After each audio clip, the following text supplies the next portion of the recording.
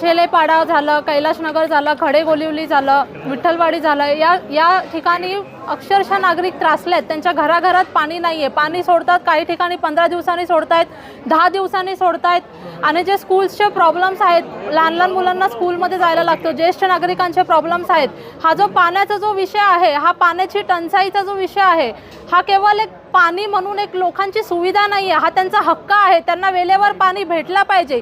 याच करता आम्ही ही मागणी करण्याकरता आज इथे वॉर्डला आलेलो आहोत आणि साहेबांना सांगितलं की जी पाण्याची समस्या आहे ती लवकरात लवकर सोडवा आणि जे माझे नागरिक आहे, जो माझा परिवार आहे, जो त्रासलेला आहे, त्यांना लवकरात लवकर पाणी कसं भेटेल याचं नियोजन काढा। नाहीतर मग जसं आता मधुर दादा बोलले की आम्ही कल्याण पूर्वेकरता पूर्ण रस्त्यावरती उतरू आणि एक खूप मोठा मोर्चा काढू आणि एक आम्ही युवा पिढी म्हणून आम्ही हे करून दाखवणार। जय हिंद, जय महाराष्ट्र। कडू बोल वृत्तवाहिनी, सत्याचा कडवट आवाज।